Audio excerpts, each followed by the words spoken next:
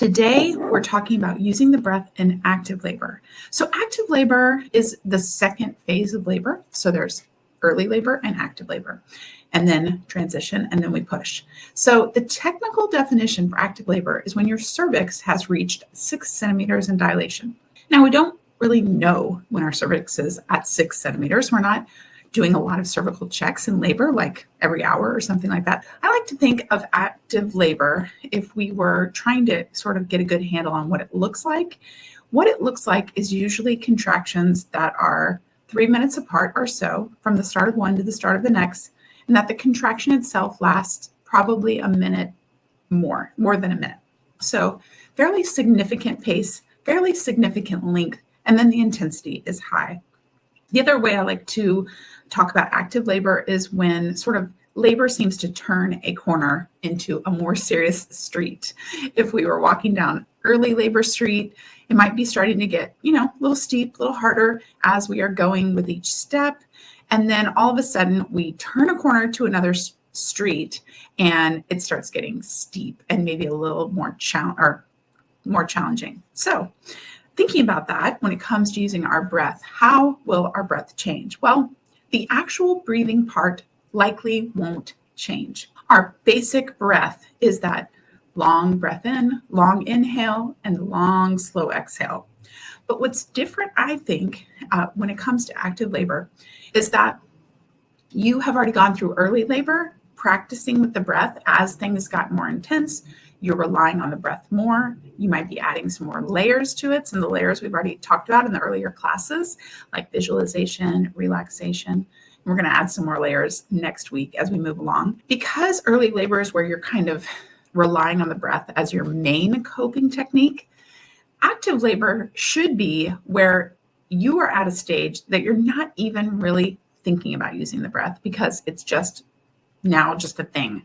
When the contraction starts, you are focusing on that breath, and you're probably so good at the breath by now that you're now able to focus on some of those layers more because it feels really normal and really, just kind of second nature. And by practicing before, like we're doing here together, like we're going to do in a few minutes, that breath, then you can, go into it really quick. The other thing about active labor is that sometimes when it comes on fast. So it makes a quick turn where all of a sudden you might feel like you were really coping very well. And then all of a sudden when active labor starts, you're like, whoa, all of my coping techniques have changed. So when we make that turn to the active labor where it's harder, sometimes it catches us up off guard. And this is where I want to make sure partners are also aware. So make sure you share this piece with your partner, whoever's supporting you in labor, is that it's almost like if it changes really fast, gets really intense fast, we might do some of the behaviors that we weren't doing in early labor that we want to kind of look for and put an end to. And so one of those is holding our breath. So remember, just like I spoke about in the very beginning of class, that one of the hardest things when you feel pain is to stop yourself from holding your breath. Usually people tense up, hold their breath, and are almost like forget about their coping skills. So this is where a partner might see this happening when things ramp up. And one of the best ways to come back from a breath that's like too short, or if you're holding your breath, is just to do a big exhale. And so partners can do this with you. And then you see someone do that and you're like, oh, I should exhale. And doing that exhale, big, strong exhale, immediately helps us kind of get the inhale and breaks that cycle of holding our breath. It also is helpful if you're doing like shallow breathing, that kind of thing, which is not helpful for dealing with the contractions, allowing that contraction to do a lot of work. So that's why the particular thing I want to talk about with active labor is kind of refocusing on the long inhale and the long exhale. So if you see your labor turn, if you feel your labor is getting like ramping up, that's a sign it could be an active labor. And that's a great time for whoever's supporting you to kind of go back to the basics. Go back to, okay, that's right. Remember, we're structuring with this long breath in and long breath out. Just like always, each class, we're going to do 10 breaths. And 10 breaths here, we're going back to the basics. Just like I said with active labor, when things ramp up, you got to remember the basics.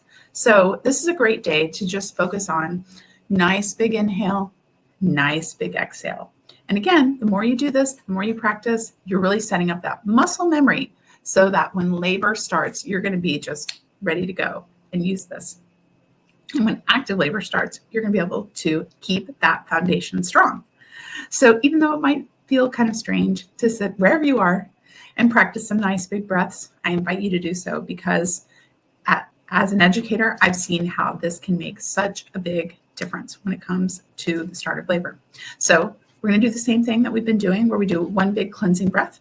And then the first two, breaths, I want you to focus on relaxing all the way down, progressive relaxation. Remember, and I think we talked about that in day 3, I can't remember exactly, I should have my notes. But when we talked about progressive relaxation, don't forget to relax your butt.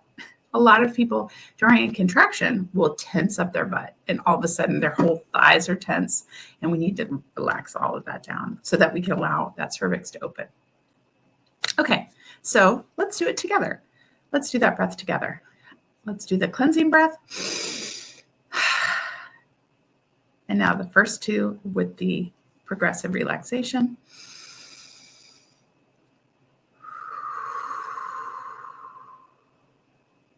Remember, you can open your eyes and use a focal point or close them.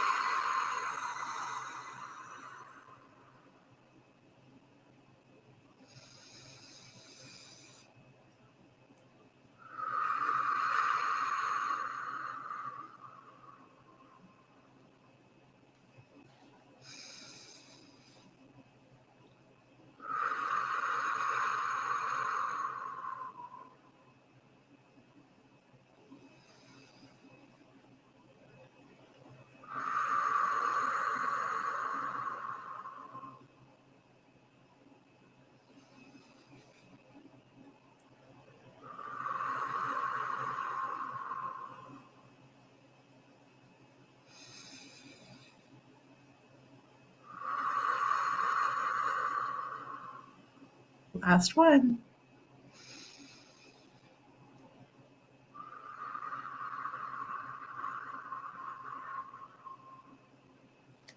You did it. 10 with me. Thanks so much. Awesome job. High five.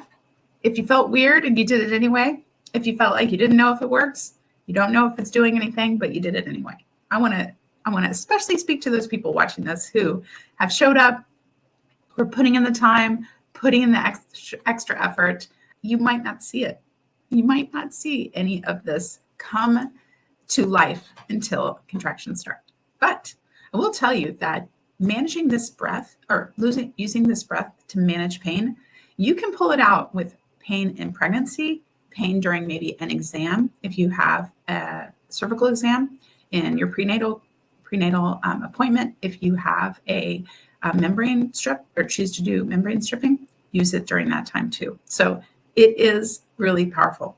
So thanks so much for showing up today. So there are links down below this video to affirmation videos, and doing those every day, or doing any type of affirmations, birth affirmations that you have set up for yourself, is a great way to build that mind for labor. Having a strong mind for labor goes a really long way together. So I recommend going there now. See you tomorrow. Bye, everybody.